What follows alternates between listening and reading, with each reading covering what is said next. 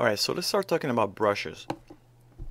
In this two-part video, what we're going to do is we're going to talk about what makes a brush, the differences between tip shapes, attributes, color, modes, and the opacity and the flow.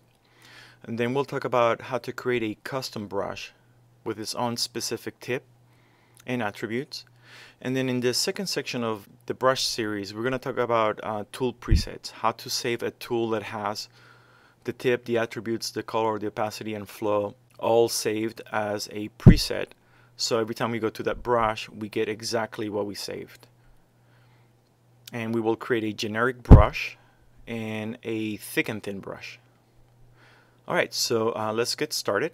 And let's talk about what a tip brush is. I'm going to open my brush palette. And if you don't have your brush palette, all the palettes are found under Windows. Alright, so here we have the brush palette. And as you can see, the brush palette is divided into 4 areas. We have our tip shapes right here. And as you scroll down, you can see all the brush tip shapes that are loaded into your Photoshop.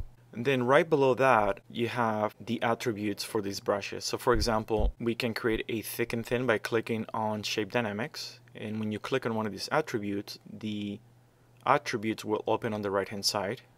Again, for the brush tip shape, these attributes are found right below the icons for the brush tip shape.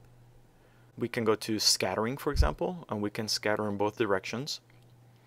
And the next section, the preview, which is right here at the very bottom.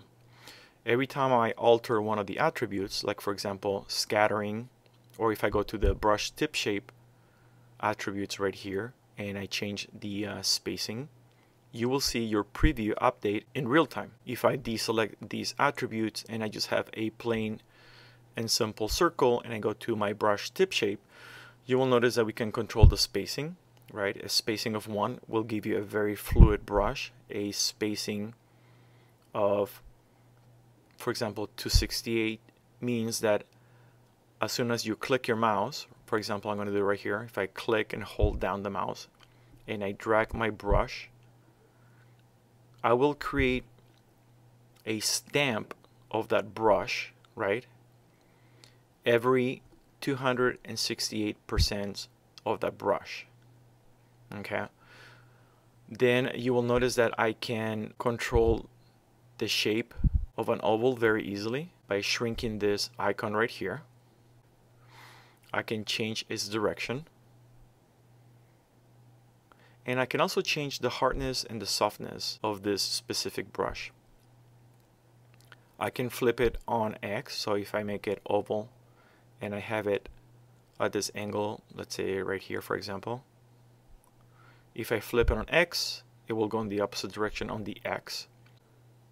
You will notice that when I hit flip on Y, it'll flip the brush upside down. The size, obviously, is the size of the brush. And we can control the size here. We can also go right here once the brush is created. And click here and change the size and the hardness right here. And I can use the bracket keys to make my brush bigger with the right bracket key and smaller with the left bracket key. The next thing that we need to create a brush is its opacity and our mode. So for example, if I have black and white for my colors and I increase my brush size using the brackets and I draw a line, I'm going to use a thick and thin.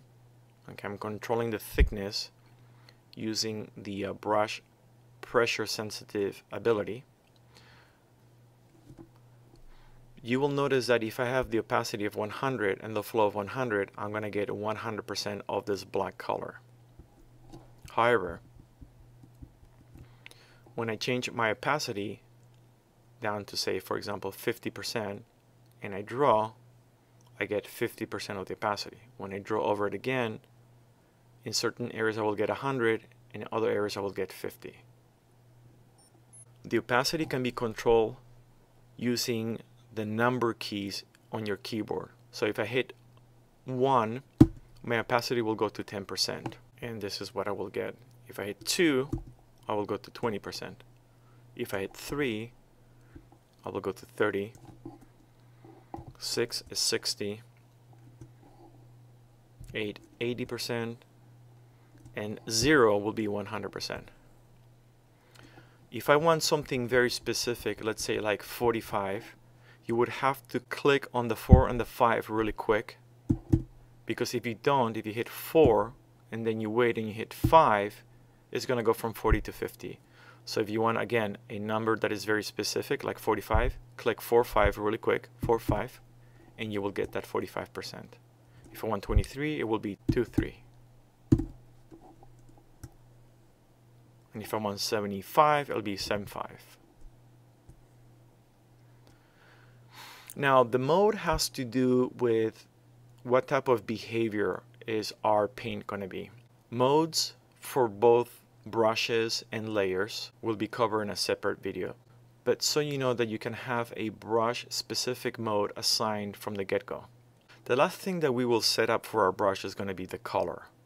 And to do that, we will go to our foreground color, and using the color picker, we'll be able to select the hue using the hue strip, its saturation from left to right, and its brightness from top to bottom. We also have a video fully dedicated to the color picker. And this is how you set up a basic brush. In our next video, we're going to cover how to create a tool preset